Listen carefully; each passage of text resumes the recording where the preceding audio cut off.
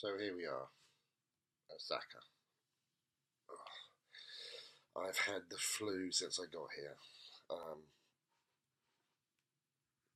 The first day I was jet lagged and full of flu and arrived, and there was no Wi-Fi in my room, only a landline. So on the second day, still incredibly jet lagged, I had to go into Namba and pick up a adapter so I could use the landline so I could go online, because Apple are just bastards and have taken everything off their fucking laptops. And then if you need to use something, they charge you a fortune for an adapter. One of the many, many gripes everybody has with Apple right now. But Apple won't fucking listen, they never do. So, not the greatest start. I did have a little look round Namba. I would have enjoyed it more if I wasn't dying and burning up. The shame of it was such a nice day. It was so nice here. The skies were blue. It was about 15 Celsius. It was really warm. It was really nice. Then the second day, I did go out and I did feel a lot better, but the skies were a lot greyer and stuff then. It was still warm though, or I was warm, I don't know which. And the third day I got up feeling completely shit. It just came back with a vengeance.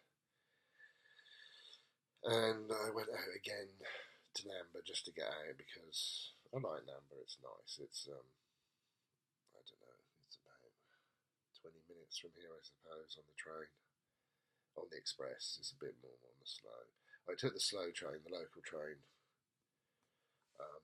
yesterday, and it was nice. It was interesting because you get to see more and more of the streets and stuff. I had a little wander around here as well the day before, taking pictures. I haven't put them up yet because I've got to sort them out. I can't because my head's just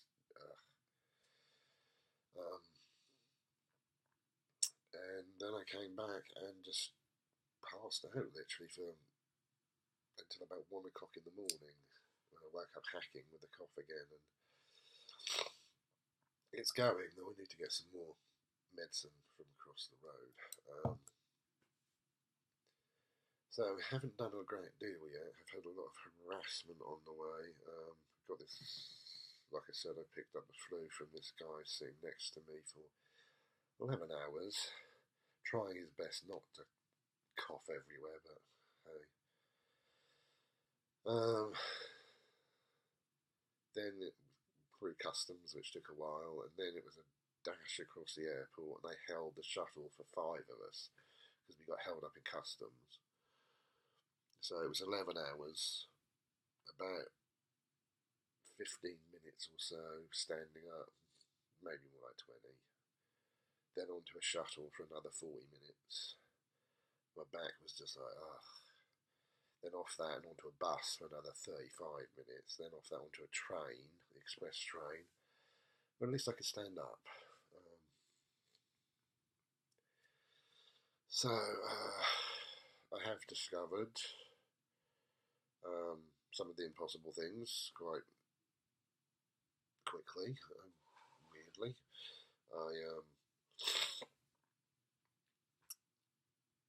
It's strange because it was the same as Tokyo. I found the AKB shop, and from the shop I got directions to the theatre. And I did the same here in Namba. I found the AKB shop randomly. I was looking for the theatre, but I found the shop first, and then from there was given some interesting directions, but it did get me to the theatre, which is not that far away from. It's not like the AKB theatre, which is you've got the shop by the station, and you have to cross over the road, and you have to go into the main road, then you have to do a right, and it's about 500 yards. In Namba, it's like it's all in this sort of like a market, an indoor market thing. You've got the shop, and then literally just up the road, a couple of hundred yards, is the entrance to the theatre, the underground theatre. Apparently it's massive from what I'm gathering, but of course you can't get to see it unless you have a ticket, and you can't get a ticket unless you're on the lottery system. Yeah, it's one of those. Um, yeah, so one of the impossible things found almost straight away. The next one was finding Tower Records, which was oddly round the corner. So I say these are impossible things because Google Maps is all in Japanese, and I'm just sitting there going like, what the fuck? It does translate bits, but not very well. Something I think Google, well, no, Google doesn't really need to work on it. They're making maps for Japan, for Japanese people, so yeah.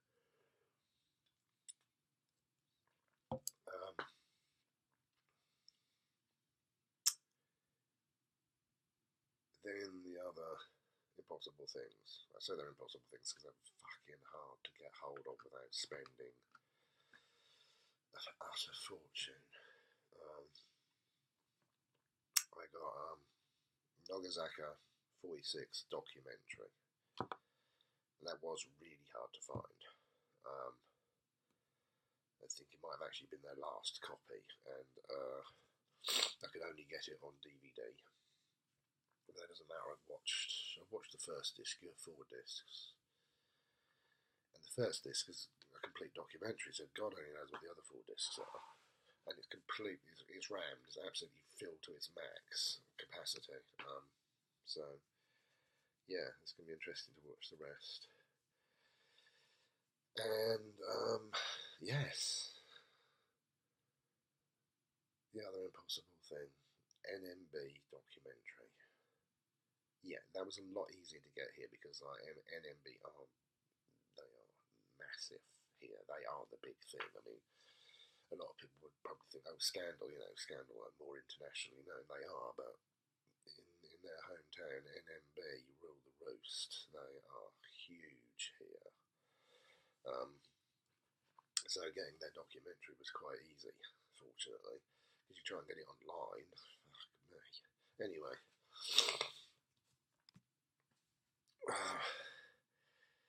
the really weird thing. I'm probably boring you all stupid now because I'm just rambling away. But the really weird thing was the thing I thought would be really easy to get hold of turned out to be a complete nightmare. Gagaric Spin.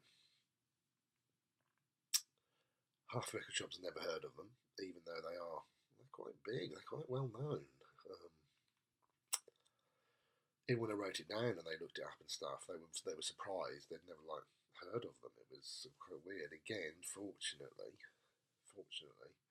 Tower did have them, and one copy of this.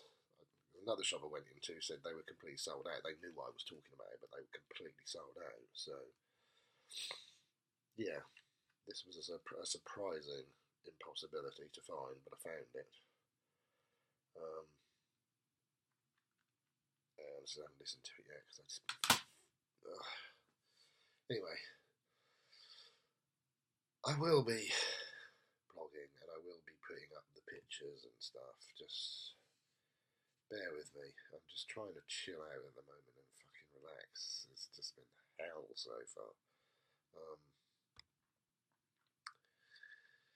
Apart from that, I actually quite like Osaka, but I'll explain all that later. Sayonara.